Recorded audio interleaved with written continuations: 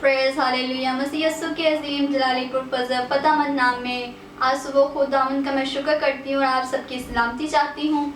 उम्मीद करती हूँ कि नाज़रीन आज सुबह आप सब खुश और खुर्म होंगे।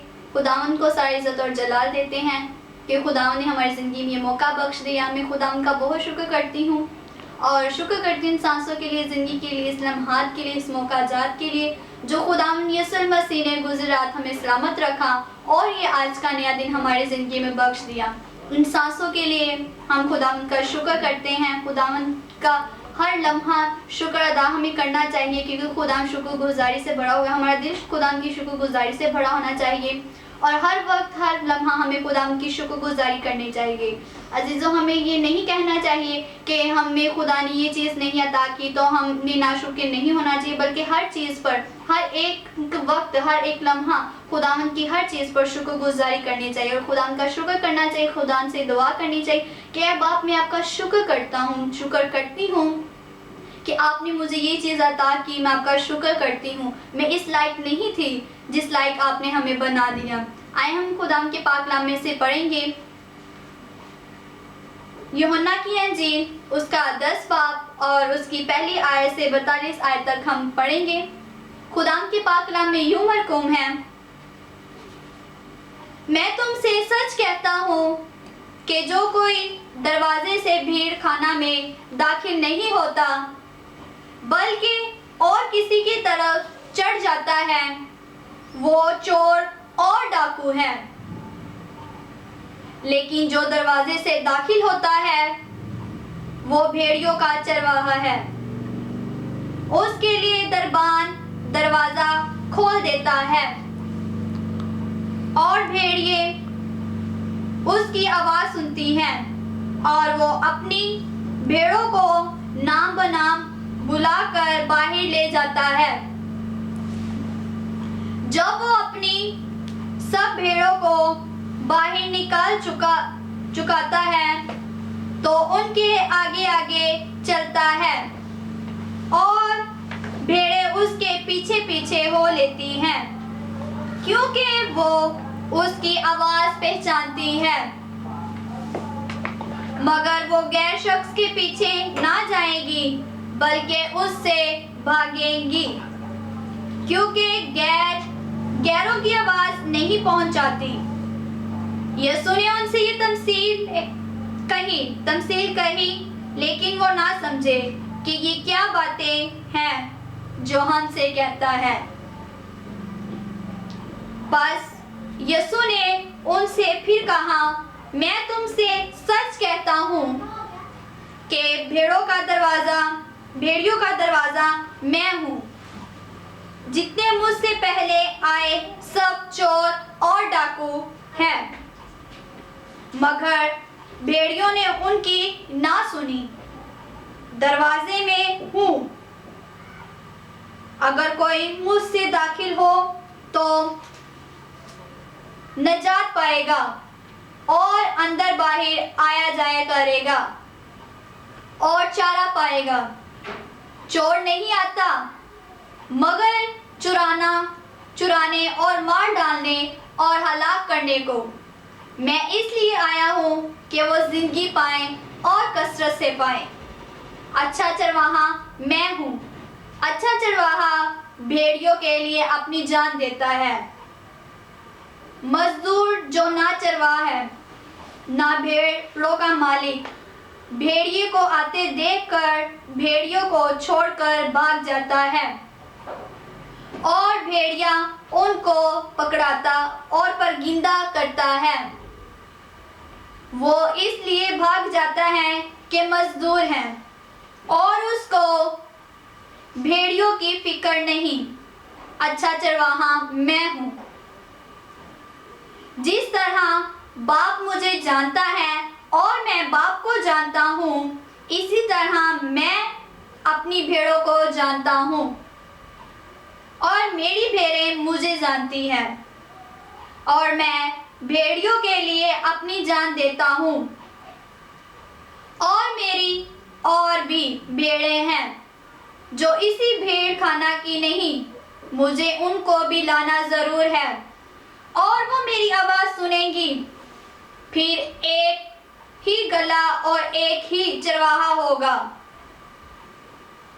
बाप मुझसे इसलिए मोहब्बत रखता है कि मैं अपनी जान देता हूँ ताकि उसे फिर ले लूँ। कोई उसे मुझसे छीनता नहीं, बल्कि मैं उसे आप ही देता हूँ। मुझे उसके देने का भी इख्तियार है और उसे फिर लेने का भी इख्तियार है। ये हुक्म मेरे बाप से मुझे मिला है। इन बातों के सबब से यहूदियों में फिर इख्तलाफ हुआ। उनमें से बहुतेरे तो कहने लगे कि उसमें बदरू है और वो दीवाना है, तुम उसकी क्यों सुनते हो? औरों ने कहा, ये ऐसे शख्स की बात नहीं जिसमें बदरू हो। क्या बदरू अंधों की आंखें खोल सकती है? यरूशलेम में ईदे तजदीयात हुई और जाड़े का मौसम था और यीशु हैकल के अंदर सुलेमानी बरआम में ठहर रहा था। बस यहूदियों ने उसके गिर्द जमा होकर उससे कहा, तू कब तक हमारे दिल को डाल रखेगा, डामाडोल रखेगा? अगर तू मसीह है तो हमसे साफ कह दे। यीशु ने उन्हें जवाब दिया कि मैंने तुमसे कह दिया, मगर तुम यकीन नहीं करते। जो काम मैं अपने बाप के नाम से करता हूँ वो ही मेरे गवाह हैं। लेकिन तुम इसलिए यकीन नहीं करते कि मेरी भेड़ों ने मुझसे कहा, मुझसे नहीं हो। मेरी भेड़ें मेरी आवाज़ सुनती है और मैं उन्हें जानता हूँ और वो मेरे पीछे पीछे चलती है और मैं उन्हें हमेशा की जिंदगी बख्शता हूँ और वो अब तक कभी हलाक ना होंगी। उन्हें हमेशा की जिंदगी बख्शता हूँ और वो अब तक कभी हलाक ना होगी और कोई उन्हें मेरे हाथ से छीन लेगा। मेरा बाप जिसने मुझे वो दी है सबसे बड़ा है और कोई उन्हें बाप के हाथ से नहीं छीन सकता। मैं और बाप एक हैं। यहूदियों ने उसे संसार करने के लिए फिर पत्थर उठाए। यीशु ने उन्हें जवाब दिया कि मैंने तुमको बाप की तरफ से बथेरे अच्छे काम दिखाए हैं। उनमें से किस काम के सबब से मुझे संसार करते हो? यहूदियों ने उसे जवाब दिया कि अच्छे काम के सबब से नहीं, बल्कि कुफर के सबब से तुझे संसार करते हैं और इसलिए कि तू आदमी होकर अपने आप को खुदा बनाता है। यीशु ने उन्हें जवाब दिया, क्या तुम्हारी शरीयत में ये नहीं लिखा कि मैंने कहा तुम खुदा हो? जबकि उसने उन्हें खुदा कहा। जिनके पास खुदा का कलाम आया और किताब मुकद्दस का बातिल होना मुमकिन नहीं आया, तुम उस शख्स से जिसे बाप ने मुकद्दस करके दुनिया में भेजा कहते हो कि तुम कुफर बकते हो, इसलिए कि मैंने कहा मैं खुदा का बेटा हूँ।